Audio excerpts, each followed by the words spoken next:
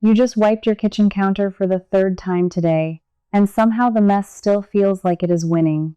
Now picture a home where the cleaning seems to already be done before you even notice it needs doing. That is exactly how the Japanese homes I have stayed in actually feel: calm, clear, effortless. Here is the promise. By the end of this countdown, you will understand why so many Japanese families almost never do a big, exhausting clean, and how their small daily habits keep a home spotless with a fraction of the effort you spend now. These ideas are not magic. They come from real routines and clever little inventions built into the way Japanese homes are lived in every single day. And the habit I ranked number 1 is so simple, I almost left it off the list, until it quietly erased the biggest chore in my entire week. I still remember standing in my aunt's tiny Osaka apartment, watching her wipe the bathroom mirror in about 10 seconds flat, and realizing she never really cleaned the way I did back home.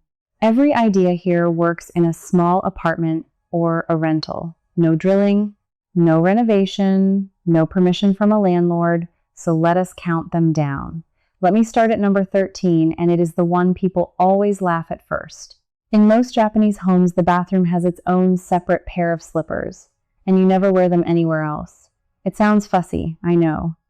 I doubted it too. But think about what actually happens in your home right now.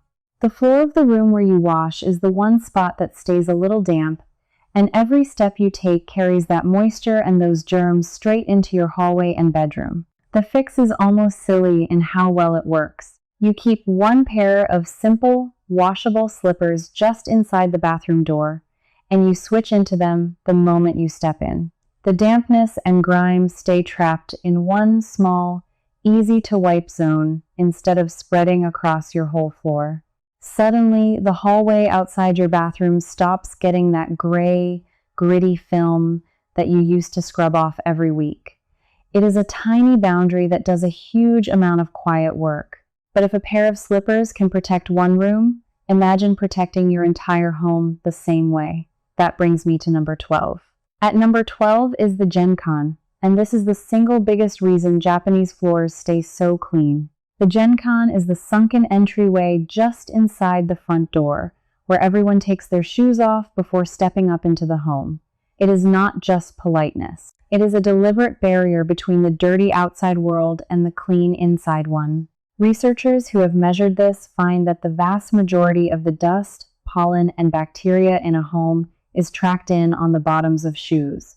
You do not need a built-in step-down to copy this. I simply placed a low, flat tray and a small mat right at my front door, and I set one firm rule. Shoes come off there every time, no exceptions. Within 2 weeks, the amount of dust settling on my shelves dropped so much that I went from dusting twice a week to barely once every couple of weeks. Think about that. Half your dusting, gone, because the dirt never gets past the door. Number 11 is the shower squeegee habit, and this one genuinely changed how I feel about my bathroom. In Japan, the bath and the washing area are treated with real care, and there is a small ritual almost everyone follows. After the last person bathes, they take a little handheld squeegee, the kind you might use on a window, and they wipe down the walls, the mirror, and the glass in under a minute. Here is why it matters so much. Mold and those ugly water spots need one thing to grow: lingering moisture. When you pull the water off the surfaces right away, you take away the very thing mold lives on. I bought a cheap squeegee for about $6, hung it on a little suction hook inside my shower, and made wiping the walls the last thing I do before I step out. I have not scrubbed mold off my shower in months. Months. The grout that used to turn gray and pink now stays clean on its own. That deep, knuckle-aching Saturday bathroom scrub I used to do simply stopped being necessary. 1 minute a day replaced an hour a week. And honestly, that trade alone felt like a small miracle. But a clean surface is only half of a calm home. The other half is what is inside your drawers and closets. And that is where the next few climb even higher. At number 10 is a folding method you may have heard whispers of, but almost nobody does it correctly. Instead of stacking your clothes flat in a drawer, one on top of another, you fold each item into a small standing rectangle and file them vertically, side by side, like books on a shelf. This comes from the tidying tradition made famous around the world, but its roots run deep in Japanese respect for order and for the things you own. Here is the problem it solves. When shirts are stacked flat, you can only ever see the top one. So you pull the whole pile apart to reach the bottom, and the drawer becomes chaos within days. When they stand upright, you can see every single item at a glance, like files in a cabinet. You take one out and the rest stay perfectly in place. I timed myself. Getting dressed used to involve a 2 or 3 minute dig through a messy drawer every morning. Now, it takes me about 15 seconds to spot exactly what I want. And because nothing gets disturbed, the drawer stays tidy for weeks instead of hours. You also fit noticeably more in the same space, which matters more than ever as this list climbs. Therefore, if standing your clothes up saves this much room, wait until you see how the Japanese wrap and store almost everything else at number 9. Number 9 is the furoshiki, and it might be the most beautiful space-saving trick I have ever tried. A furoshiki is a single square cloth, and for centuries Japanese people have used it to wrap, carry, and store just about anything: gifts, groceries, books, bottles, even a change of clothes. One simple piece of fabric replaces a whole cabinet full of bags, boxes, and bulky containers. Why does this beat the plastic bins we all buy? Because a rigid box takes up the same amount of space whether it is full or empty, but a cloth folds down to nothing when you are not using it, and it stretches to fit whatever you put inside it. I keep 3 furoshiki cloths in a drawer. When I need to store seasonal scarves, I wrap them into a neat bundle and tuck it onto a shelf. When I am done, the cloth flattens away completely. There is a lovely idea behind this called matanai, a deep sense of not wanting to waste anything, and we will come back to it much higher on this list because it turned out to be one of the biggest reasons Japanese homes stay so uncluttered. For now, just know that one cloth can quietly replace a stack of containers you paid good money for and never really liked. But here's where I want to speak directly to you if you rent, or if your whole home is smaller than some people's living rooms, because number 8 is for you, specifically.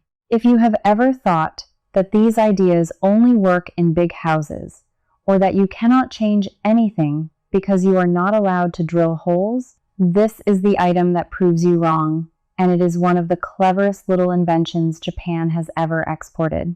It is called the Tusuperi Bu, the spring-loaded tension rod, and it holds itself in place using nothing but pressure between 2 walls. You have probably seen a tension rod for a curtain, but the Japanese use them for absolutely everything, and the strong ones can hold a surprising amount of weight. You wedge one between the walls inside a closet to create a second hanging rail and instantly double your closet space. You place one under the sink to hang spray bottles by their triggers, freeing the whole floor of the cabinet. You put 2 side by side in a narrow gap and lay a board across them to make a floating shelf. Not one screw, not one hole, nothing your landlord could ever object to. When you move out, everything comes down in seconds and the walls are untouched. I put one up in the dead space above my washing machine and gained an entire shelf of storage in a spot that was doing nothing before. For anyone in a small apartment, this single idea can add the equivalent of a whole extra cabinet to your home for under $15. And once you start seeing the empty air in your home as usable space, the next idea will completely change how you think about your floor. Number 7 is the futon and the oshiiri, and it is the reason so many Japanese rooms feel twice as big as they actually are. In a traditional home, you do not sleep on a bulky bed that dominates the room all day. You sleep on a futon, a padded mattress that you fold up every morning and tuck into a deep closet called the oshiiri. By day, that bedroom becomes a living room, a workout space, or anything you need. Now, I am not going to tell you to throw out your bed.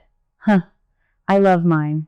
But the principle underneath this is what matters, and you can absolutely use it. The idea is that furniture should not sit there full-time doing only one job.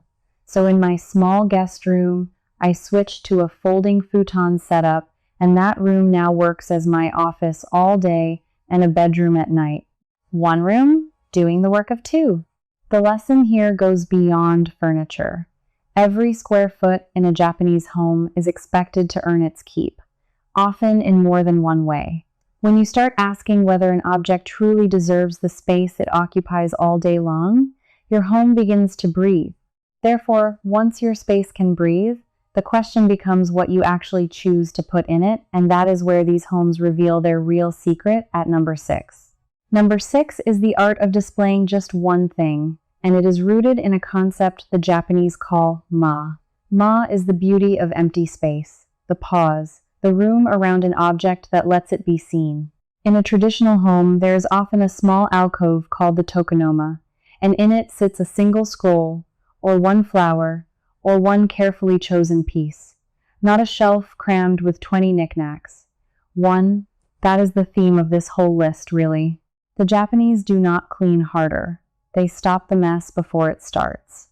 And if you want to go even deeper into these ideas before we continue counting down, I have put everything together for you.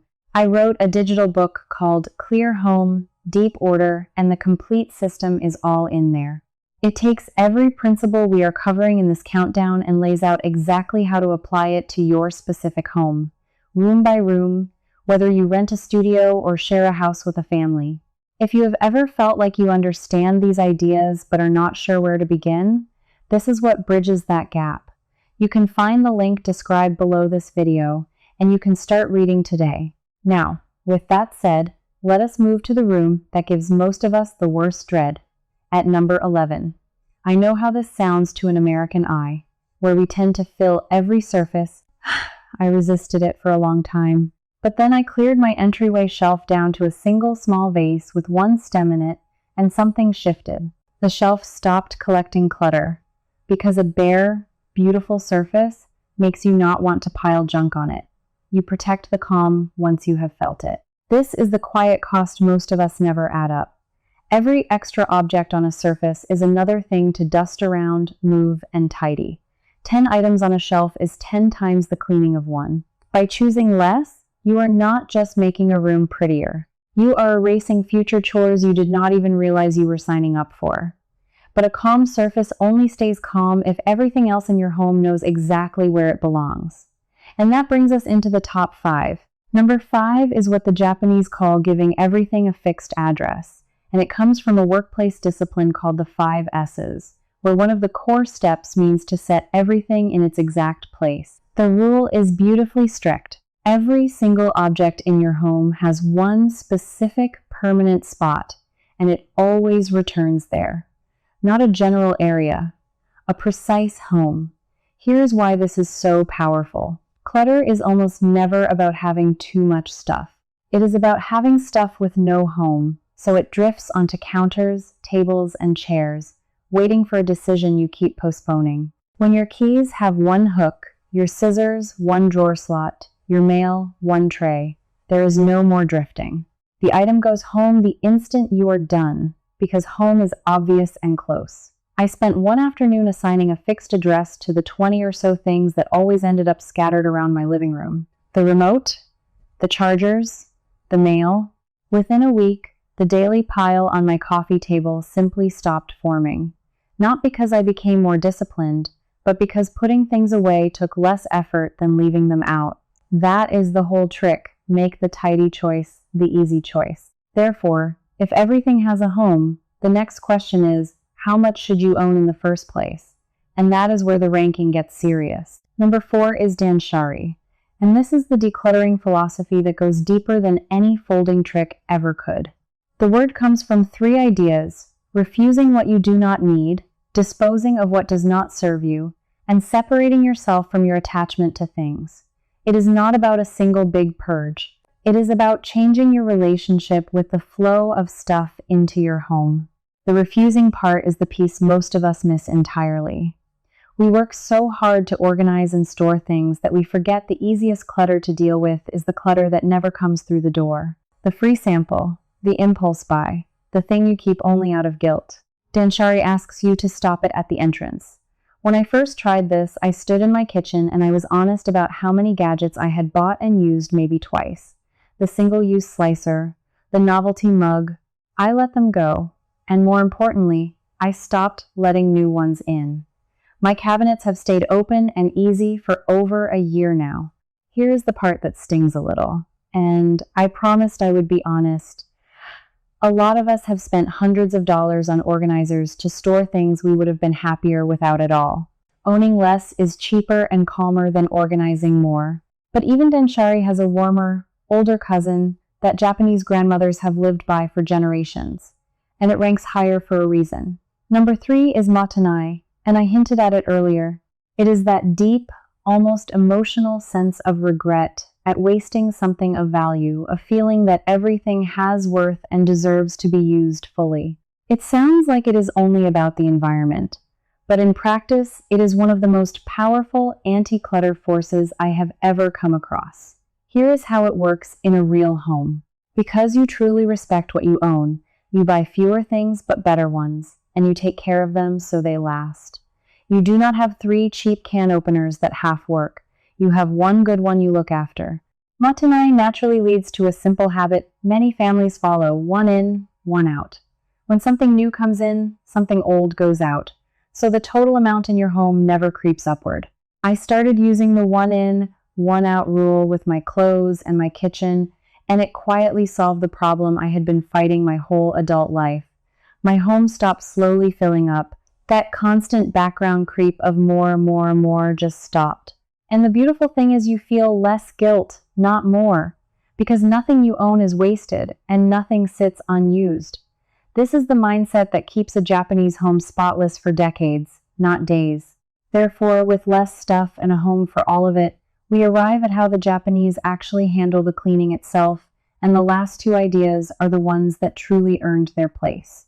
Number 2 is osoji, the great end-of-year cleaning, and it reframes the whole idea of deep cleaning in a way that took real pressure off my shoulders. In late December, Japanese families do one thorough, top-to-bottom clean of the entire home to welcome the new year with a fresh, clean space. It is a tradition that goes back centuries, tied to clearing out the old year and starting the next one with a clear mind.